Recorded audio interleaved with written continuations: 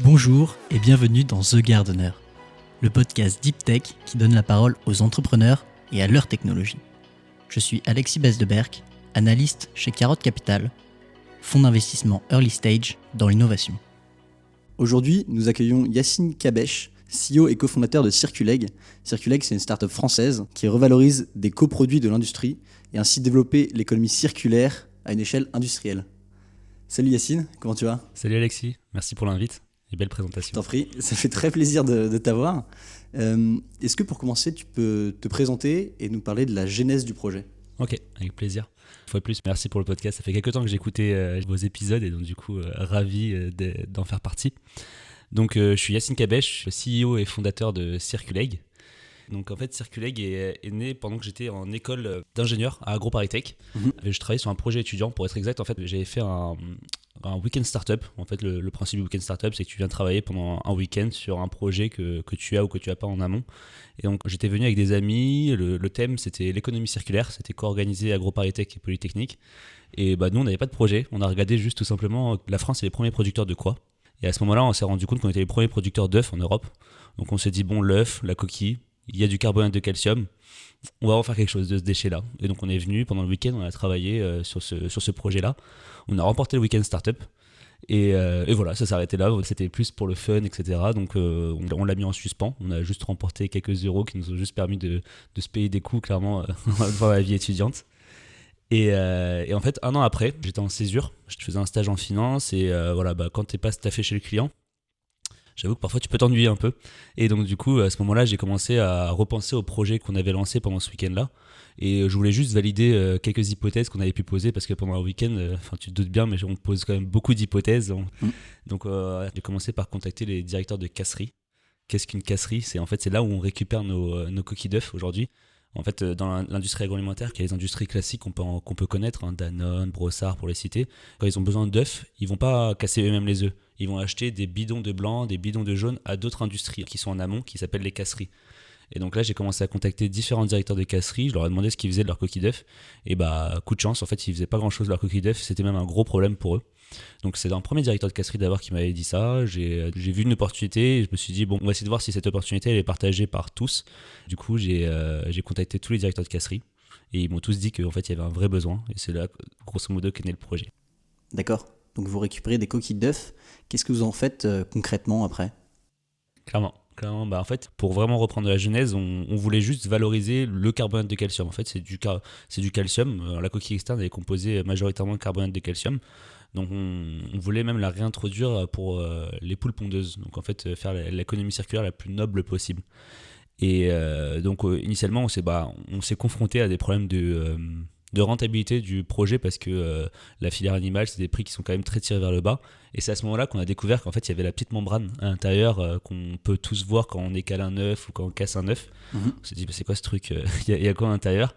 Et en fait, on s'est rendu compte qu'il y avait acide hyaluronique, il y a du collagène. Et donc ça, c'est des mots un peu tape à l'œil qu'on peut entendre dans différentes publicités. Donc on a commencé à regarder et en fait, effectivement, donc il y a bien ces biomolécules. Et donc aujourd'hui, en fait, on a développé un procédé qui permet de séparer la coquille de la membrane et décontaminer, broyer et sécher, bien sûr. Et ensuite, on revend la poudre de coquille et la poudre de membrane pour d'autres industriels. D'accord. Donc une fois ces matériaux créés, comment vous arrivez à un produit de forte valeur ? Qui vous rachète ces matériaux ? Effectivement, en fait, le carbonate de calcium, notre premier produit, il y en a partout. Là autour de nous, il y en a dans le mur, il y en a dans l'armoire, il y en a sur la table. Enfin, il y en a vraiment partout. Le carbonate de calcium, en fait, c'est ce qu'on appelle un agent de charge. Et donc, on peut le mettre dans à peu près tous les matériaux, les croquettes pour le pet food, mais aussi pour le food. En fait, même dans la nourriture, il y a du carbonate de calcium pour plutôt l'ajout de calcium. Et donc, en fait, les secteurs qu'on priorise, c'est plutôt les secteurs du pet food, donc nos animaux de compagnie.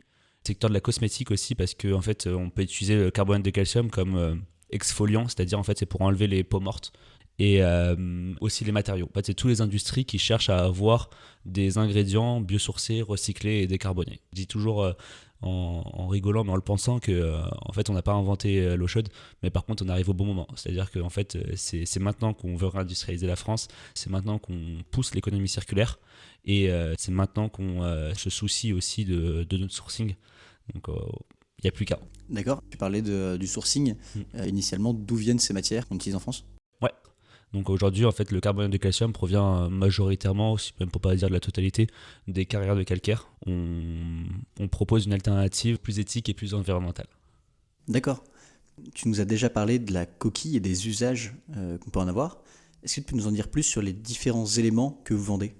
Bien sûr, en fait, c'est là où c'est un peu vertigineux dans notre projet Circulate parce qu'en fait, on est ingrédientiste. Donc, on propose un ingrédient qu'on peut vendre à qui veut, en gros, concrètement. Et ça a été un peu justement le sujet, ça a été de savoir quel secteur prioriser parce que même si c'est le même ingrédient, c'est pas le même packaging, c'est pas la même granulométrie, c'est-à-dire en fait la taille des particules. Pour faire simple, en fait, certains clients veulent du 5 microns, donc 5 micromètres, d'autres 10, d'autres 120. Et donc nécessairement, il faut qu'on adapte notre process aux clients, donc il faut qu'on priorise un marché au début. Donc aujourd'hui, pour nos clients, donc pour le carbonate de calcium, je l'ai mentionné, donc c'est plutôt matériaux, compléments alimentaires et pet food. Il y a un peu de cosmétiques. Et par contre, la membrane, en fait, là, du coup, c'est, comme je disais, c'est riche en acide hyaluronique, riche en collagène. Et donc là, on la propose, en fait, pour les industries, notamment du complément alimentaire, humain et animalier. En fait, on a prouvé qu'il y avait ce qu'on appelle des bienfaits pour le soutien de la fonction articulaire. Donc, c'est meilleur pour... il ne faut pas le dire parce que c'est pas médical, mais en gros, c'est contre l'arthrose. Et deuxièmement, du coup, la cosmétique, parce que du coup, c'est bon pour nos peaux. Et notamment, en fait, ça a des fonctions anti-rides. Et donc, on priorise aujourd'hui ces marchés-là pour la membrane. Ok. Et donc, aujourd'hui, d'un point de vue technologique, où est-ce que vous en êtes ? Alors, en fait, toujours dans l'histoire du coup de Circulate, comment on est arrivé à ça. Donc, ça a commencé comme tout bon entrepreneur dans mon garage, où on a développé en fait le Kilolab, c'est-à-dire en fait le prototype. Et à ce moment-là, en fait, c'était la Covid. Et donc, du coup, ça a été stoppé, clairement, cette partie-là. Donc, nous, ce qu'on a fait, c'est qu'on a commencé à directement interroger nos clients. On savait que en fait, la coquille et la membrane, on allait pouvoir la séparer par voie chimique, classiquement. Enfin, c'est du classique dans les process, soit physico-chimique, soit totalement physique. Donc là, on a interrogé nos clients, on leur a demandé quel process ils voulaient qu'on développe plutôt. Et ça popait d'un peu partout dans tous nos entretiens le mot clean label. Et donc en fait, nécessairement, nous, il fallait qu'on développe un process mécanique. C'est là qu'on s'est attelé à essayer de trouver une manière de séparer la coquille et la membrane de manière mécanique. Et tout bêtement, en gros, on se base sur la différence de densité entre la coquille et la membrane. La coquille, en fait, externe, c'est du carbonate de calcium, comme j'ai dit, c'est du caillou, en gros, ça peut couler. Alors que la membrane, elle a une densité beaucoup plus faible, et donc du coup, celle-ci, elle flotte. Et donc, on a copié clairement d'autres types de technologies qui pouvaient exister, notamment sur les stations d'épuration. Et on a essayé de faire en sorte que ce soit beaucoup plus compact et une décantation accélérée. Et donc, on a développé ce procédé-là. Donc c'est plutôt à l'échelle du coup laboratoire. Et ensuite, nécessairement, on est passé à l'échelle pilote pour essayer d'avoir des quantités un peu plus grosses. Donc là, aujourd'hui, c'est au stade auquel on est. Ça nous a permis de pré-commercialiser à pas mal de clients. En fait, on a envoyé des échantillons pour qu'eux fassent des tests laboratoires dans leur formule. Ensuite, dès qu'ils ont validé, on est passé à des tests industriels. Donc là, pour le coup, ils testaient dans leur ligne directement industrielle. Et donc là, c'est au stade auquel on est, ils valident et ils ont pré-commercialisé. Donc on a créé des clients un peu frustrés, veut qu'on passe vite à l'échelle industrielle. Et donc on passe à l'échelle industrielle début de l'année prochaine. Bon, c'est un bon problème d'avoir des clients frustrés. C'est ce que je dis généralement aux équipes, c'est clairement, il y a pire. Comment est-ce que vous intégrez directement dans la chaîne de production ? Bonne question, effectivement. Nous, notre volonté, la jeunesse du projet, on souhaitait, et d'ailleurs on souhaite toujours, se mettre directement au pied des casseries. Voilà, aujourd'hui, ils ont déjà leur manière de valoriser, si on peut appeler ça comme ça. En tout cas, ils ont leur manière plutôt de traiter leurs coquilles d'œufs. Et donc, en fait, nous, on viendrait enlever cette partie-là et on viendrait se mettre directement en ligne. C'est ce qu'on voulait faire. On a fait une étape supplémentaire entre les deux, donc le démonstrateur industriel. Et là, l'idée, c'est de récupérer les coquilles d'œufs à la sortie des casseries, après avoir un transport inhérent forcément au fait qu'on ne soit pas directement sur place. Et après, on traite. Mais à terme, ce qu'on veut, c'est vraiment positionner nos machines directement à la sortie des casseries. C'est l'enjeu de l'année prochaine. En fait, là, maintenant, on a déjà nos procédés. Et surtout, on continuera à avancer sur la R&D de la compaction de nos procédés pour essayer d'avoir des modules les plus compacts possibles pour pouvoir venir se positionner directement à la sortie des casseries. Et une fois qu'on aura ces fameux modules compacts, on n'aura plus qu'à copier-coller nos modules à la sortie de toutes les casseries européennes. Okay. Aujourd'hui, vous avez beaucoup de casseries déjà partenaires ? Alors aujourd'hui, on est à 5. Avec ces 5-là, en fait, tu as quasiment 70% du marché. Hein. Oui. Et c'est un marché qui est quand même très concentré. Et donc là, c'est plutôt en France. Et après, en Europe, c'est un peu le même scénario. C'est beaucoup moins avancé nécessairement parce qu'on commence d'abord par la France, Cocorico. Mais ensuite, nécessairement, on partira à l'Europe. Ok. Est-ce que tu peux nous parler des prochaines étapes de développement ou plutôt les prochains grands objectifs? Alors, j'ai mentionné un des objectifs. Le premier, c'est le démonstrateur industriel qui nous prend pas mal de temps là, mais qui est passionnant, qui permettra de valoriser quand même une quantité assez conséquente de coquilles d'œufs. Et en parallèle, du coup, sur les enjeux de R&D, ce sera cette fameuse compaction de nos procédés pour créer des modules indépendants qu'on va pouvoir directement plugger à la sortie des casseries. On est en train aussi de regarder d'autres sujets, c'est-à-dire que la membrane elle peut être utilisée sur le secteur du complément alimentaire et cosmétique, mais dedans il y a différents types de biomolécules et donc là ce qu'on est en train de regarder c'est plutôt d'extraire ces biomolécules pour essayer de proposer en fait des constituants isolés, donc le collagène isolé, l'acide hyaluronique isolé pour faciliter leur revente. Et donc là c'est plutôt des procédés d'extraction enzymatiques, chimiques, mécaniques. Donc on repart un peu à zéro quasiment. Enfin, c'est de regarder et refaire un peu le même le truc qu'on a fait qui était subi pendant la Covid, mais qui on pense était sain.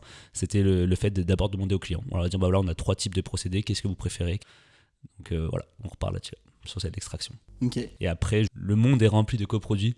Donc l'idée, c'est d'aller en fait tout simplement dupliquer un peu cette réflexion qu'on a pu avoir sur la coquille d'œuf. Là, c'est plus milieu d'année prochaine, fin d'année prochaine. On pourra chercher d'autres coproduits. Sur cette partie-là, au-delà de trouver une source, quelles sont les étapes pour arriver à un coproduit qu'on peut revaloriser et vraiment créer une économie circulaire? Est-ce que tu as des best practices à partager? Ouais, c'est marrant parce qu'on en parlait la semaine dernière. Officiellement, non, pour l'instant, il n'y a pas un process. J'adorerais qu'on ait un process comment en une semaine valoriser vos coproduits, non. Mais par contre, effectivement, il y a des bonnes pratiques. Nécessairement, c'est le gisement d'abord. Le gisement, là où c'était un peu naïf au début, mais en fait, c'était une bonne chose, je pense. C'était vraiment regarder des gisements qui sont assez conséquents. Et donc, du coup, recommencer là-dessus. C'est-à-dire trouver un gisement de coproduits qui est assez conséquent quand même. Ça nous permettra déjà de maximiser son impact, et au-delà de ça, ça permet aussi de s'amuser entre guillemets, dans le sens où dès que tu es dans une niche, nécessairement tu vas devoir te battre sur les prix, etc. Et la compétitivité elle sera un peu plus dure. Parce que ça, c'est aussi un truc qu'on croit, c'est le fait qu'on ne veut pas être un produit hyper cher qui serait de niche. L'idée, c'est vraiment d'essayer de s'approcher au maximum, voire même égaler la concurrence, pour dire écoutez, au même prix ou quasiment, vous êtes capable d'avoir un produit qui est plus noble et plus vertueux, donc prenez-le. Et c'est ce qu'ils nous disent. Et voilà, donc l'idée c'est vraiment de substituer, in fine. Donc je pense que la première étape c'est ça, trouver un coproduit assez conséquent. Une fois que c'est là, forcément regarder qu'est-ce qu'il y a dedans, et donc essayer de déceler comment essayer de craquer ce fameux coproduit, essayer de le séparer en différents constituants pour essayer d'optimiser sa valeur. Et de là, c'est aller voir les clients, leur dire voilà, j'ai ce produit-là, qu'est-ce que vous en pensez? Essayer d'être sûr que le marché sera présent. Et ensuite, après, développer le procédé en conséquence. C'est un peu comme ça qu'on l'a fait. Dans le deep tech, ça peut être pas forcément vu comme ça, mais nous, le procédé n'a répondu qu'à un besoin consommateur, enfin client plutôt, et indirectement consommateur. C'est une approche assez singulière dans la deep tech de manière générale. Tu l'as dit, Circulex, c'était une réflexion pendant les études. Ouais. Quand on sort juste d'école, comment est-ce qu'on fait pour financer son projet de R&D? Bonne question, effectivement. Là, je vais refaire tout le process de financement, mais le projet, je pense, les thématiques qu'on abordait avaient vent en poupe, je crois que c'est comme ça qu'on dit, mais qui avait la cote, en gros. Et donc, du coup, on a pu remporter quelques concours, des premiers concours qui nous ont permis en fait d'avoir la Love Money assez conséquente. In fine, le premier, c'était AgroParisTech, mon école, qui nous ont suivis avec... de mémoire, je crois que c'était quand même 30K, c'est pas anodin au début. Et surtout, en fait, et c'est là où l'accompagnement a été hyper important de leur part, c'était aussi l'accompagnement intellectuel. C'est-à-dire, en fait, c'est des thématiques qui touchent à AgroParisTech aussi, donc la partie ingénierie mécanique, j'entends procédés agroalimentaires, mais aussi la partie R&D produit, compréhension du produit, la partie marché, mine de rien, agroalimentaire. Donc on a pu aller saisir différentes spécialités à AgroParisTech. Donc ça, c'est du temps homme gratuit. Maintenant que je le vois, maintenant on doit payer ce temps homme. Maintenant qu'on est assez avancé, ça peut vite coûter cher. Donc on a économisé quand même pas mal d'argent là-dessus. Et après, c'était aussi donc d'autres concours où on a été lauréat de pas mal de gros concours. J'ai pas forcément fait le calcul, mais je pense qu'on a dû facilement avoir les 200K avec tous les concours in fine, quoi. Et donc sur un lancement de procédé, c'est quand même pas mal. Et après, là, il y a maintenant 1 an, On a dû faire notre première levée de fonds. Là, c'était vraiment pour réaliser le scale-up là, dont je parlais sur la partie pilote. Et donc là, on a été accompagné par différents business angels, des family office et des fonds de VC aussi. D'accord. Alors vous êtes lancé très rapidement sur le marché avec une techno qui était toujours en train de s'améliorer, qui montait très vite quand même en échelle. Est-ce que tu aurais un peu un tips, une secret sauce à nous partager dessus ? Ouais, effectivement, dans le domaine industriel, tu peux vite avoir des délais qui sont quand même très longs. Moi, il y a eu un constat que honnêtement, on ne l'a pas forcément fait au début et maintenant, c'est ce qu'on essaie de pousser dans notre développement de procédés. Il y a déjà beaucoup d'ingénieurs qui ont réfléchi à pas mal de procédés, si ce n'est pas pour dire tous les procédés. Et donc du coup, moi, la secret sauce, c'est plutôt de se dire, bon ok, je veux décontaminer, je veux le faire par exemple en voie humide. Rien ne sert de créer un process. En fait, il existe déjà des centaines, des milliers de process. Et donc, essayer de regarder l'existant, regarder un peu l'état de l'art et donc regarder quel procédé serait économiquement intéressant aussi dans nos valeurs. C'est-à-dire que nous, concrètement, on essaie de retrouver les procédés qui sont les moins énergivores pour avoir le produit le plus décarboné possible. Donc, avec cette grille de lecture, on regarde les procédés, on se dit, bon, ok, je sélectionne ces 3-4 procédés, je vais tester chez ce qu'on appelle les équipementiers, et de là, généralement, ça marche pas, parce que en gros, ce procédé-là n'a pas été créé pour ton produit, et c'est là qu'il faut essayer de dévier un peu le procédé déjà existant. Mais voilà, rien ne sert de partir d'une feuille blanche, vraiment partons en tout cas de quelque chose qui existe déjà, et ensuite améliorons-le plutôt. Ok, donc réutiliser des briques technologiques et puis les adapter à sa technologie. Complètement. Plutôt que repartir à zéro. C'est ça. Ok. En deep tech, très souvent, on va constituer un board, notamment un board scientifique. Est-ce que vous en avez constitué un et qu'est-ce qui vous apporte au quotidien ? Complètement, ouais, complètement. Généralement, quand on me demande qu'est-ce que tu as bien fait dans Circuleg, je mentionne la partie tester le marché avant de faire la techno, mais aussi du coup le fait de s'entourer. Aujourd'hui, on a un board conseil d'administration parce qu'on a fait une levée de fonds. On a aussi le board scientifique, comme tu mentionnes, où là, pour le coup, on a des experts sur l'ensemble des thématiques de Circuleg. Dès qu'on a un besoin, en fait, dès qu'on a une question, une interrogation sur un procédé ou autre, on sait que quelque part en France, voire si on doit aller plus loin en Europe, il y a quelqu'un qui connaît ce procédé, qui sera capable de nous faire gagner du temps. Donc on va les questionner. Et de manière très pratico-pratique, initialement en fait on les voyait tous les mois, puis tous les 3 mois, où on leur disait comment on a avancé et les questions surtout qu'on avait. Et généralement en fait ils n'avaient pas forcément toujours les réponses, mais ne serait-ce que en fait, quand ils grattaient un peu plus les questions, on comprenait où est-ce qu'on pouvait trouver la réponse. Et d'ailleurs, après, c'était à nous forcément de travailler, hein, bien sûr. Mais en tout cas, l'accompagnement là-dessus était quand même pas mal. Et l'ouverture du réseau aussi. Hein. Ils ont un réseau immense. Et donc, du coup, clairement, ça a été un catalyseur là-dessus. Et au niveau de l'équipe, comment vous avez constitué et puis combien vous êtes aujourd'hui ? Alors aujourd'hui, on est une vingtaine de Quand même. collaborateurs. Yes, trop cool. Je pense que c'est l'une des choses dont je suis plus fier. C'est pas le nombre, c'est la qualité plutôt de l'équipe. Déjà, j'ai 2 merveilleux associés, donc Justine et Samuel. Justine est donc sur la partie finance notamment, qui en fait c'est le profil école de commerce plutôt, qui a fait ESCP avant. Elle a été, les deux d'ailleurs ont été fous de me rejoindre au début, vraiment au tout début. Et donc du coup Samuel, il est rentré sur la partie business développement. Et on s'est rendu compte, parce qu'il a la compétence scientifique et commerciale aussi, on s'est rendu compte qu'en fait le business développement n'est pas à décorréler de la partie connaissance produit. Donc en fait lui il s'occupe du développement produit aussi. Après on a aussi Christian qui est notre CTO, qui lui donc c'est un monstre qui s'occupe de toute la partie R&D process, production. En fait il a développé les process, tous les process, donc que ce soit la partie séparation coquille membrane, mais aussi l'amont et l'aval, la décontamination, le broyage, le séchage, ou mine de rien vu que c'est un nouveau produit, quand on va avoir des équipementiers, des personnes qui fournissent des machines, ils savent pas comment la machine va répondre, donc on a fait beaucoup de tests avec eux. Donc c'est là où il a opéré, il a tellement bien opéré qu'on est passé à la partie production et qualité. Donc là c'est pour la partie macro. Du coup il y a toujours des personnes qui les accompagnent sur toutes ces thématiques. Ok. On dit souvent que dans l'entrepreneuriat, il y a beaucoup de travail et un jour il y a un coup de pouce, un coup de chance, une personne qui vient, un peu un ange gardien qui arrive. Est-ce que toi t'as eu ça à un moment Ouais, je l'ai tout le temps, honnêtement. Après, je crois au fait que la chance, il faut la provoquer. Et une fois qu'elle est là aussi, il faut aussi avoir le culot d'aller la saisir.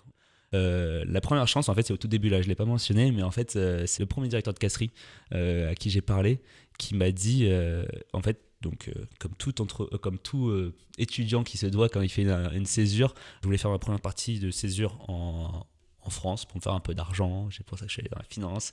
Et ensuite, après, je voulais aller au Canada pour aller voyager un peu. Il y avait quand même un stage derrière. Mais voilà, l'idée, c'était quand même partir au Canada et pas forcément faire mon projet entrepreneurial, étant donné que je ne savais pas que je voulais faire un projet entrepreneurial. Et c'est ce fameux directeur de casserie qui m'a dit non, les cocos. Enfin, parce que du coup, j'avais un ancien associé à ce moment-là, il nous a dit non, clairement, c'est le moment de lancer ça. En ce moment, la pression législative vers les casseries, elle augmente sur le fait de valoriser les coquilles d'œufs. Nous, de notre côté, on le savait tous, que l'économie circulaire était en train de jumper. Donc c'est lui qui nous a dit non, votre Canada, vous êtes mignons, mais restez maintenant, ou alors c'est pas grave, lancez pas le projet, mais ça vous de voir. Et donc on s'est vraiment posé la question de est-ce qu'on va au Canada ou non. Et on s'est dit non, en fait, c'est l'histoire de notre vie, là, on est en train de créer notre destin, quoi, donc go. Donc c'est la première rencontre, je pense. Après, honnêtement, il y en a eu partout. Ok, merci pour ce partage. On aime bien terminer avec une citation. Est-ce que tu en aurais une à nous partager ? Ouais. Ce qui me vient directement en tête, moi, je pense qu'il doit y avoir une citation anglaise, on essaiera de trouver un truc, mais en gros, concrètement, chez Circuleg, on sait qu'on ne sait pas. C'est-à-dire qu'en fait, on découvre, tous les jours, je découvre de nouveaux sujets, etc. Et moi, je pars du principe que je ne sais pas. Mais par contre, comme on a pu le dire, je vais essayer de m'épauler des personnes qui connaissent. Nous, notre taf, c'est essayer de comprendre très rapidement le sujet et essayer de dégager directement un plan d'action. Et donc, moi, c'est le truc sur lequel je voulais dire, c'était genre, en fait, juste go, quoi, avance et après tu te poseras les questions au fur et à mesure, parce qu'à trop surintellectualiser tu n'avances pas. Donc l'idée, c'est de commencer à faire un premier prototype si on parle de procédé, et ensuite après ce procédé là tu l'améliores, t'avances, mais faire une première marche. Donc si j'en ai un là, du coup, Impossible is nothing de Adidas, just do it, tu choisis ce que tu veux, mais tu vois l'idée en gros, c'est juste vraiment le fait de avance et arrête de trop te poser de questions. Parfait. Merci beaucoup Yacine de nous avoir partagé à la fois ta vision, tes conseils. On te souhaite le meilleur du coup pour la fin d'année et le début 2023. Merci beaucoup. Vous pouvez retrouver Yacine Kabesh directement sur LinkedIn, et sinon vous pouvez retrouver Circuleg sur leur site internet pour en savoir plus. Et sur LinkedIn. C'est déjà la fin de ce podcast. C'était Alexis Besdeberg. Si vous l'avez aimé, n'hésitez pas à le partager autour de vous et à mettre 5 étoiles sur Apple Podcast. Ça nous aide beaucoup. Vous pouvez me faire un retour directement par LinkedIn. Et si vous êtes entrepreneur, vous pouvez aller sur notre site internet carotte.capital ou nous contacter par email à contact@carotte.capital. À bientôt!